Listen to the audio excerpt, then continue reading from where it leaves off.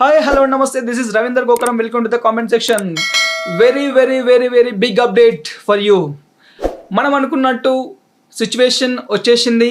అయితే మనం అనుకున్న ప్రకారము పల్లవి ప్రశాంత్ ఫైనల్కి వెళ్ళాడు, టైటిల్ రేస్లో నిల్చున్నాడు. అయితే సెకండ్ ప్లేస్లో మనం అనుకున్నట్టు శివాజీ లేడు. ఇక్కడ శివాజీ ప్లేస్లో అమర్ ఉన్నాడు. అమర్కి ప్రశాంత్కి మధ్య టైటిల్ పోరు జరగనుంది మనకున్న సమాచారం ప్రకారం. అదేంటి శివాజీ కదా సెకండ్ ప్లేస్లో ఉండాల్సిందని మీరు అనుకోవచ్చు.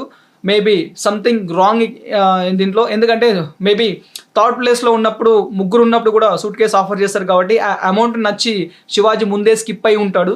సో ఈ విధంగా అమర్ సెకండ్ ప్లేస్కి వచ్చి ఉంటాడు. అమర్ అండ్ ప్రశాంత్ మధ్య టైటిల్ పోరు జరగనుందని మనకు తెలుస్తుంది. సో ఈ విధంగా చూసుకుంటానంటే మనకి టైటిల్ రేస్ అనేది ఆ విన్నింగ్ మూమెంట్ అనేది చాలా క్యూరియాసిటీతో చాలా బాగా ఉండబోతుందని మనకు అనిపిస్తుంది. ఎందుకంటే ఒకవేళ శివాజీ ఉంటే అది అంత రసవతరంగా ఉండకపోవచ్చు, ఎందుకంటే చాలా ఫన్గా ఉంటుందని. ఎందుకు అలా అని చెప్తున్నానంటే శివాజీ ఆటోమేటిక్గా ప్రశాంత్కి ఇచ్చేస్తాడు. అది మనం ఇంతకుముందే డిస్కస్ చేసినాము.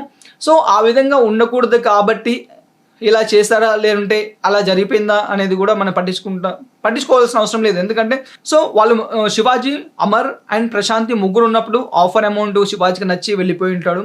సో ఎందుకంటే తనకు ముందుగానే తెలుసు అమర్ ఎట్లాగా రాదు, ప్రశాంత్కే టైటిల్ వస్తుంది. సో ఈ క్లారిటీతోని ఆ అమౌంట్ను శివాజీ తీసుకొని బయటకు వెళ్ళిపోయింటాడు. సో రిమైనింగ్ ఉన్నది శివాజీ కాదు.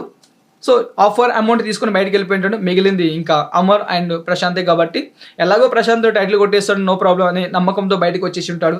సో ఈ విధంగా అమర్కి మరియు ప్రశాంత్కి మధ్య టైటిల్ పోరు జరగనుంది. సో ఈ విన్నింగ్ మూమెంట్ అనేది మనము రేపు చూడాల్సి వస్తుంది ఖచ్చితంగా. అది ఇప్పుడు అప్డేట్ ప్రకారం చూసుకుంటే అంటే ఆల్మోస్ట్ అది అయిపోయి ఉంటుంది కూడా ఈ పాటికి. ఎందుకంటే ఆల్రెడీ మనకి తెలుస్తుంటే అప్డేట్స్ మొత్తము ఇప్పటికి కూడా మొత్తం కంప్లీట్ అయిపోయి ఉంటుంది. ఎందుకంటే అప్పుడు ఫస్ట్ చూసేటప్పుడు ఇది జరుగుతుంది, ప్రోగ్రామ్ నడుస్తుంది అనే ఒక న్యూస్ అయితే వచ్చింది. ఈ పాటికి మొత్తం క్లియర్ అయిపోయి ఉంటుంది.